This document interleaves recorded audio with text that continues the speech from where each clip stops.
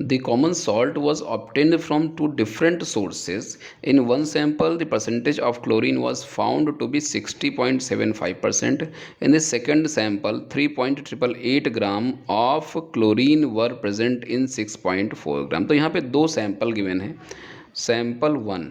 Sample one में क्या condition given है? सैंपल वन में हमारे पास में जो परसेंटेज ऑफ क्लोरीन है, परसेंटेज ऑफ क्लोरीन वो गिवन है कितना है? 60.75% है, ठीक है। एंड सोडियम का परसेंटेज हम यहाँ पे निकाल सकते हैं, परसेंटेज ऑफ सोडियम, ठीक है। तो वैसे में उसकी ज़रूरत है नहीं, अगर होगी तो हम निकाल लेंगे, फिलहाल हम इसको खाली छोड़ रहे हैं, 100 से माइनस करके आ जाएगा, ठीक है।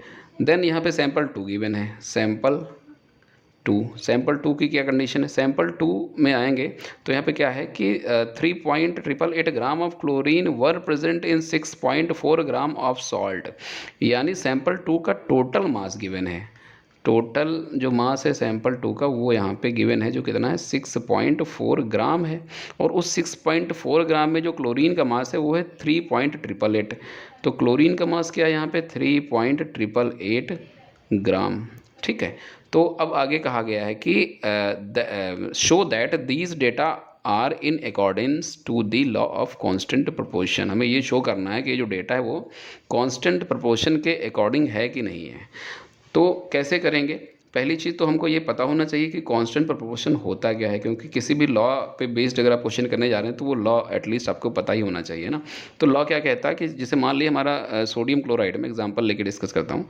सोडियम क्लोराइड है तो सोडियम क्लोराइड हम कहीं से भी ले आएँ, है ना। सोडियम क्लोराइड चाहे तो हम लैब में बनाएं या कहीं से भी लाएँ, तो इनके जो परसेंटेज होंगे वो हमेशा फिक्स रहेंगे, है ना। जो सोडियम का परसेंटेज होगा वो इसमें भी वही होगा, इसमें भी वही होगा, इसमें भी वही होगा, है ना। सिमिलर रहेगा, ये कभी चेंज नहीं हो सकता। ये तो लॉ होता है हमारा, लॉ ऑफ कांस्टेंट प्रोपोर्शन, ठीक है। तो हमको करना ये है कि हम यहाँ पे क्या करेंगे, सैंपल वन में जो क्लोरीन का परसेंटेज है वो ये गिवन है, ठीक है।